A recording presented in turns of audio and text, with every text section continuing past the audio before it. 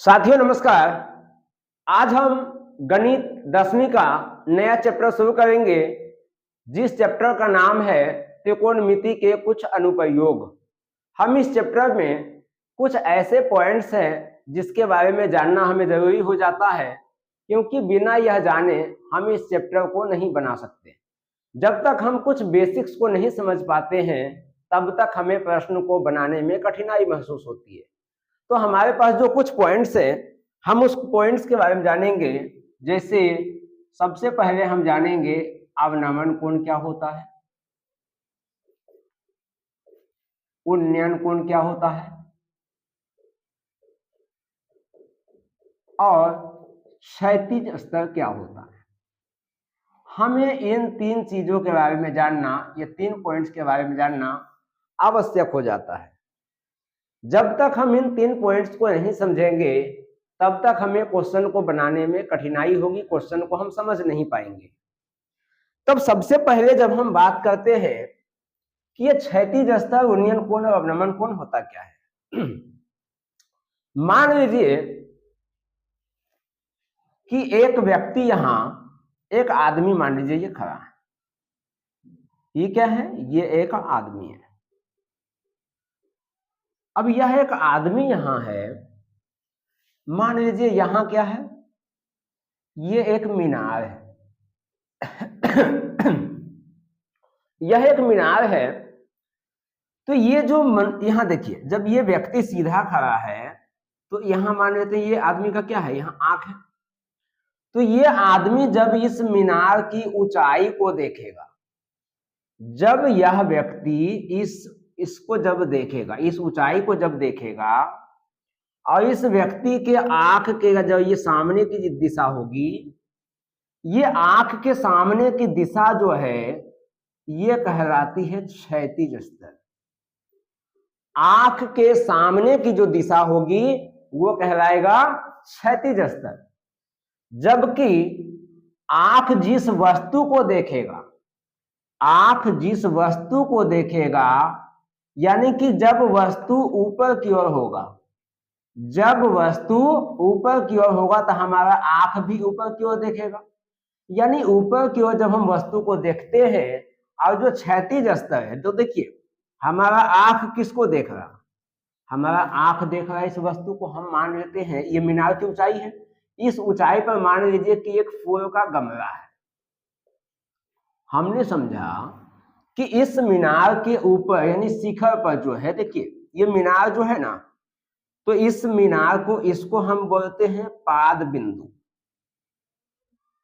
और मीनार की ऊंचाई को हम बोलते हैं शिखर। ठीक है। तब मीनार के शिखर पर क्या है, एक फूल का गमला है। चलिए हम एक गमला टाइप का बना देते हैं, ये गमला है। अब इस गमला को जब यह व्यक्ति देखेगा तो ये जो होगा ना, ये क्या है, ये कहला जाएगा दृष्टि रेखा। यानी कि आंख जब ऊपर की ओर कोई वस्तु को देखेगा तो उस वस्तु को देखने में, जो आप उस वस्तु को देखेगा तो एक बीच क्या बन जाएगा, दृष्टि रेखा। और जो आंख के सीध में जो रास्ता पड़ेगा, ये दिशा जो होगी, उसे हम क्षैतिज स्तर कहते हैं। तब क्षैतिज स्तर और दृष्टि रेखा के बीच एक कोण बनता है।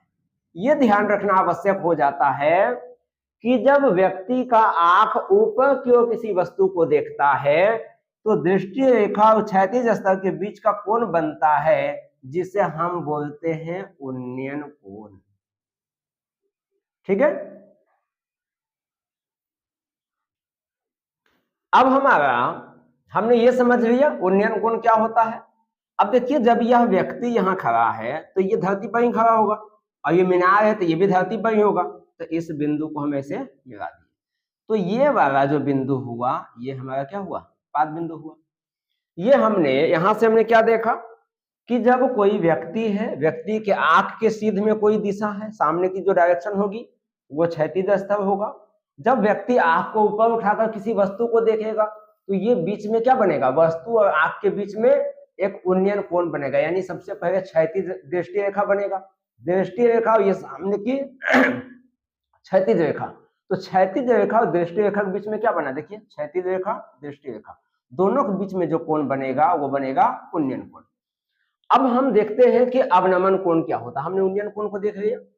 अब देखिए यहां से क्या है, यदि उन्नयन कोण आपने समझ लिया कि जब कोई व्यक्ति ऊपर की ओर किसी वस्तु को देखता है तब बनता है उन्नयन कोण।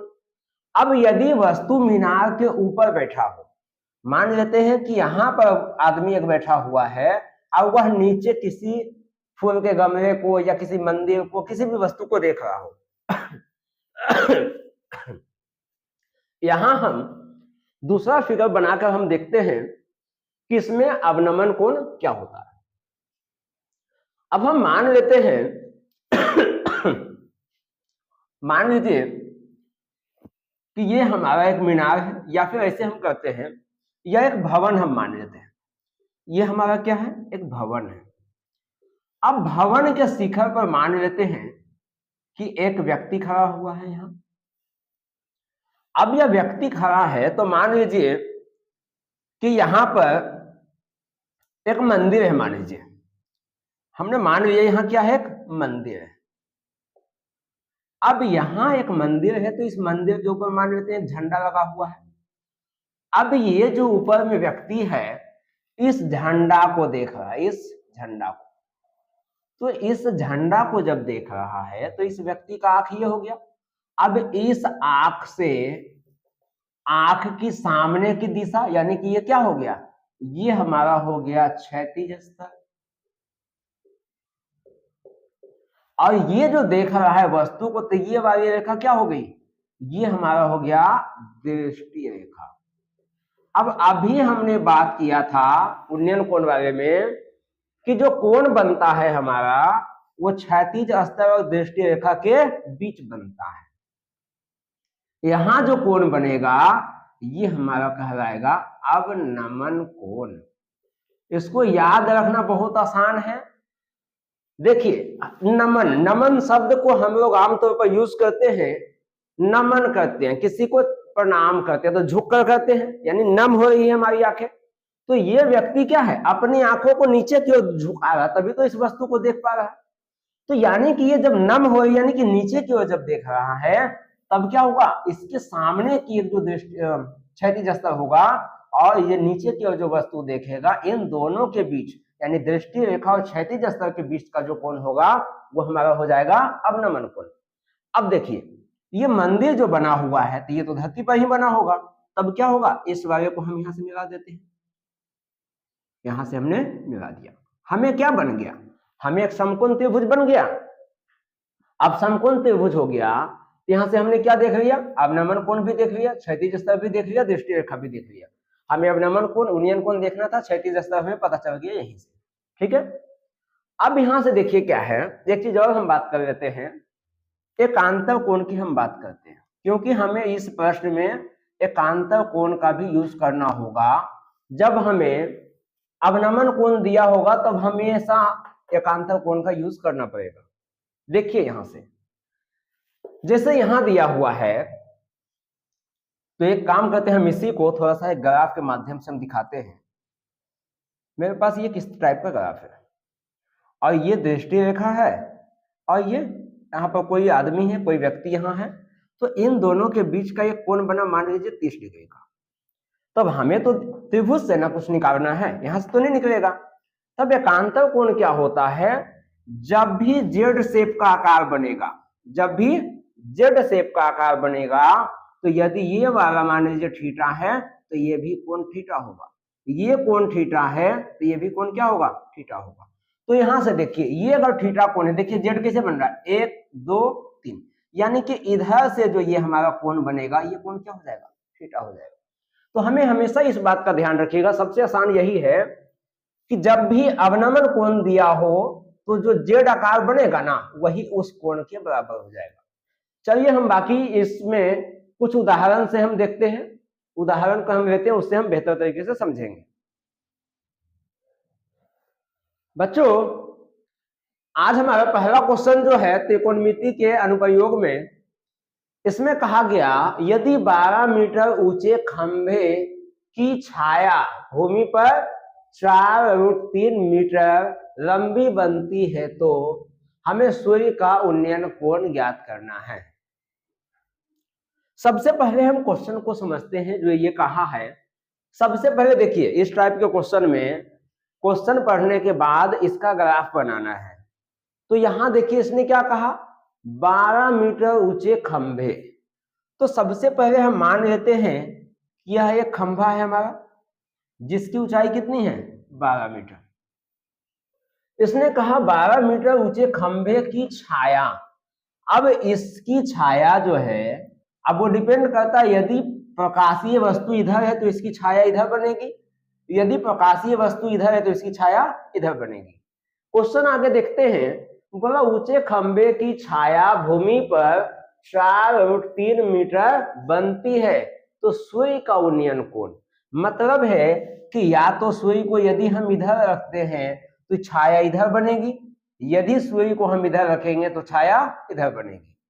तो हम मान लेते हैं कि सूर्य इधर है, ठीक है, सूर्य इधर है तो छाया इधर बनेगा। हमने मान लिया कि ये इसकी छाया है और छाया की लंबाई कितनी है, 4√3 मीटर। तो हम इस वाले बिंदु को मिला दें।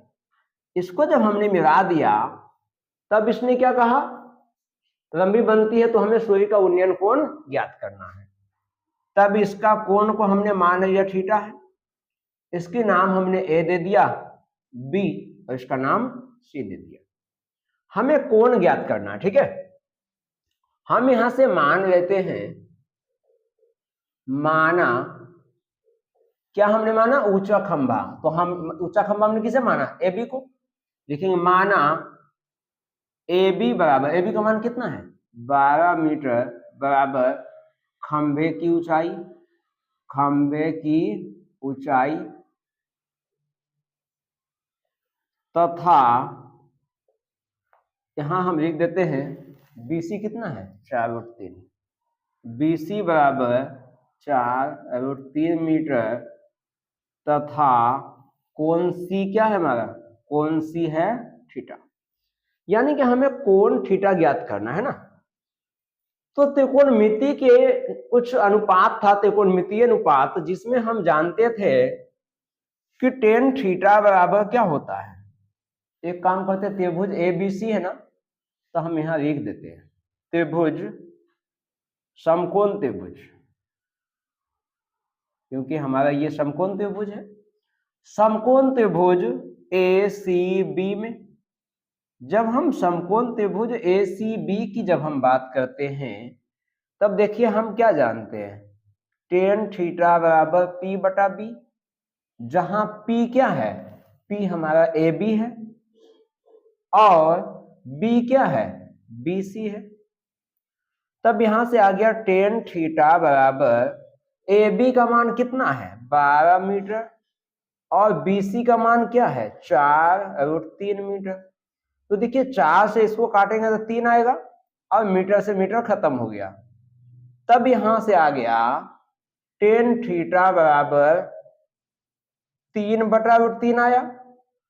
अब देखिए tan थीटा बराबर 3 को हम लिख सकते हैं √3 गुना √3 और ये बटा में √3, तो ये एक से एक तो कट गया। यहां से आया tan थीटा बराबर √3। और जैसा कि हम जानते हैं त्रिकोणमिति का संख्यात्मक मान हमने बताया था, वहां tan कितना डिग्री का मान √3 था, ये हमारा था tan 60 डिग्री का मान जो होता है वो √3 होता है। तब tan से tan कट गया, तब थीटा का मान क्या आ गया, 60 डिग्री आया। तब हम यहां से लिखेंगे अतः, यहां क्या बोला था, सूर्य का उन्नयन कोण, अतः सूर्य का उन्नयन कोण बराबर 60 डिग्री। यही हमें सॉल्व करना था। मेरा जो सेकेंड क्वेश्चन है इसमें कहा गया भूमि के एक बिंदु से जो मीनार के 5 बिंदु से 50 मीटर की दूरी पर है तथा मीनार के शिखर का उन्नयन कोण 45 डिग्री हमें दिया हुआ है, तो हमें मीनार की ऊंचाई ज्ञात करना है।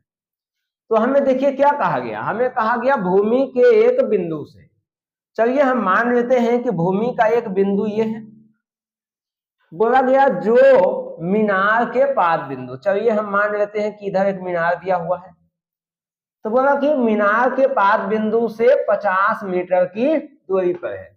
तो मतलब इस बिंदु और इस मीनार की जो पाद बिंदु है, इन दोनों के बीच की दूरी कितनी है, 50 मीटर है। तब एक काम करते हैं, इन दोनों को हम मिला देते हैं, तो ये दोनों की दूरी कितनी हो गई, 50 मीटर।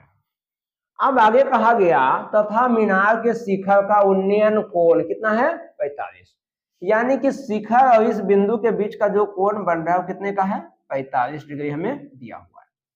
हमें ये ज्ञात करना है, तो हम इसको x मान लेते हैं और इस त्रिभुज का नाम दे देते हैं ABC। तब हम यहां से देखिए, यहां से हमें P यानी कि लंब दिया हुआ है, आधार B दिया हुआ है, हम 10 लगा देंगे यहां से। तब हम यहां से सबसे पहले हमें यहां बताना आवश्यक हो जाता है कि ये AB क्या है, BC क्या है ना। तब हम यहां से बता देते हैं, माना AB बराबर, AB को हमने क्या माना, x माना, AB बराबर x बराबर क्या है, मीनार की ऊंचाई, यहां हम लिख देंगे मीनार की ऊंचाई, मीनार की ऊंचाई हो गई। अब BC क्या है, BC हमारा भूमि पर का एक बिंदु और मीनार के पास बिंदु के बीच की दूरी है। तब यहां लिख देंगे BC बराबर, BC कितना है, 50 मीटर है, बराबर भूमि के एक बिंदु तथा भवन के पाद बिंदु के बीच की दूरी। ठीक है, ये हमने बता दिया। और यहां कोण सी क्या है, 45 है, लिखेंगे तथा कोण सी बराबर 45 डिग्री। तब हम लिखेंगे समकोण त्रिभुज, समकोण त्रिभुज ACB से, समकोण त्रिभुज ACB से, यहां ABC होगा समकोण त्रिभुज की जब हम बात कर रहे हैं। तब यहां से देखिए ये 45 दिया हुआ है ना, तो हम लिखेंगे 10 थीटा बराबर, 10 थीटा बराबर क्या होता है, लंब बटा आधार, यानी कि AB बटा BC। तब ये हो जाएगा AB बटा BC। तो यहां से थीटा का मान क्या है, 45 है, तो ये हो गया 10 45 डिग्री बराबर AB का मान क्या है, x, और BC का मान क्या है, 50 मीटर। तब हम यहां जानते हैं 10 45 डिग्री का मान 1 होता है, तब यहां से 1 हो गया, 1 बराबर x बटा 50 मीटर। तब यहां से क्या हो गया, 50 गुना 1, तो x बराबर 50 मीटर। तब हम यहां लिख देंगे अतः मीनार की ऊंचाई, मीनार की ऊंचाई बराबर 50 मीटर। यही हमारा आंसर होगा।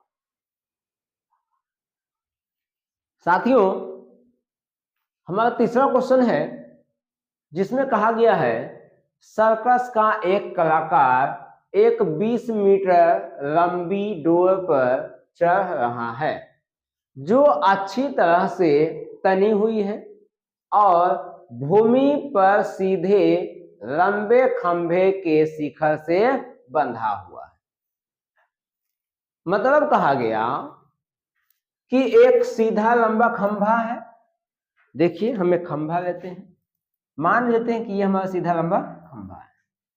इसने कहा सर्कस का एक कलाकार एक 20 मीटर लंबी डोर पर चढ़ा। हम मान लेते हैं कि ये देखिए, अब आगे जाते हैं, जो अच्छी तरह से तनी हुई है, मतलब जैसे हम लोग पतंग उड़ाते हैं ना, तो उसका धागा देखते हैं, कभी कभी हवा कम होता है तो धागा लटक जाता है, और जब हवा तेज होता है तो धागा बिल्कुल टाइट हो जाता है। तो इसी तरह कहा गया यहाँ कि भूमि पर सीधे लंबे खंभे के शिखर से बंधा हुआ है। क्या कहा यहाँ, अच्छी तरह से तनी हुई है, मतलब उसमें ढीलापन नहीं है। भूमि पर सीधे लंबे खंभे के शिखर से बंधा हुआ है, मतलब ये जो 20 मीटर का धागा, लंबा धागा है, वो इस तरीके से बिल्कुल तना हुआ है और इस धरती से बिल्कुल बंधा हुआ है। ठीक है, और इस वाले रस्सी का जो लंबाई दिया हुआ है वो 20 मीटर हमें दिया हुआ है। तो कहा गया यदि भूमि स्तर के साथ, यानी ये वाला इस वाले के साथ, भूमि स्तर के साथ डोर द्वारा बनाया गया कोण, डोर हमारा ये है, भूमि स्तर ये है, तो इसके बीच का एक कोण बन रहा है। कोण कितना दिया हुआ है? 30 दिया हुआ है। ये हमें कोण 30 डिग्री दिया हुआ है। कहा गया 30 डिग्री का हो तो खंबे की ऊंचाई ज्ञात करना, यानी कि हमें इसका मान ज्ञात करना। हमने इसको एक एक्स मान लिया, इसका हम नाम दे देते हैं पी क्यू आर। तब यहां से हम लिख देते हैं माना पी क्यू हमारा क्या है? पी क्यू को हमने मान लिया खंबे की शिखा, यानी कि खंबे की ऊंचाई। पी क्यू बराबर खंबे की ऊंचाई, खंबे की ऊंचाई को हमने क्या माना है? एक्स। उसके बाद क्यू आर यहां क्या दिया हुआ है? क्यू आर मीनार, और यहां तो कुछ बताया गया नहीं है, हम ऐसे कह सकते हैं जो हमारा यहाँ के रस्सी की बात कहा गया है, डोर कहा गया, यानी कि भूमि पर डोर और खंबे की पाद बिंदु के बीच की दूरी हो जाएगी। चलिए इसको लिखना नहीं लिखना बात की बात है। यहाँ हमें क्या दिया हुआ है? कोण दिया हुआ है, कोण आर हमें दिया हुआ है। क्या दिया हुआ है? 30 डिग्री दिया हुआ है। आप चाहें तो इसके बारे में लिख भी सकते हैं, नहीं भी लिख सकते हैं। हमें मुख्य रूप से ज्ञात क्या करना है? हमें पी क्यू की दूरी ज्ञात करनी है।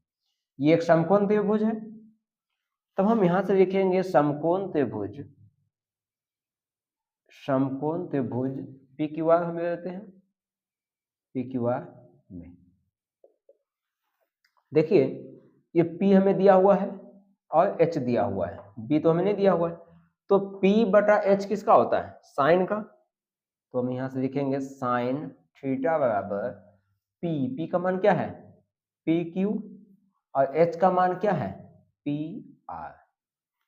तब यहां से देखिए साइन थीटा, थीटा की जगह क्या है? 30, तो यहां से हो गया साइन 30 डिग्री बराबर PQ का क्या है? X, और PR कितना है? 20 मीटर। देखिए साइन 30 का मान होता है 1/2, ये हो गया x बटा 20 मीटर। 20 को यहां गुना कर देंगे तब ये हो गया x बराबर 20/2 मीटर। तब यहां से जब इसको काट देंगे तो x बराबर कितना आ गया? 10 मीटर, यानी कि हमें जो खंबे की ऊंचाई है वो कितना आ गया? 10। तो हम यहां से लिखेंगे अतः खंबे की ऊंचाई, खंबे की ऊंचाई बराबर 10 मीटर। ये हमारा क्वेश्चन तीसरा खत्म हुआ। अब इस वीडियो को यहीं स्टॉप करते हैं। अगले वीडियो में हम दीर्घ उत्तरीय प्रश्न को देखेंगे। ये हमारा जो 3 क्वेश्चन हमने कराया, ये 3 क्वेश्चन आपके लघु उत्तरीय प्रश्न पूछे जाते हैं 2 नंबर का। तो एक तरीके से जब 2 नंबर के क्वेश्चन है उसके लिए भी यह एक महत्वपूर्ण हो जाता है। ये तीनों प्रश्न आपको इसी टाइप का क्वेश्चन एग्जाम में देखने को मिलेगा। तो उम्मीद करते हैं कि आपको ये तीनों प्रश्न समझ में आ गया होगा। अगले वीडियो में हम आपको इसी चैप्टर से संबंधित दीर्घ उत्तरीय प्रश्न लेकर आएंगे जो आपके एग्जाम में 5 नंबर का आमतौर पर पूछा जाता है। तो चलिए इस वीडियो में इतना ही, तब तक के लिए धन्यवाद। मिलते हैं नेक्स्ट वीडियो में।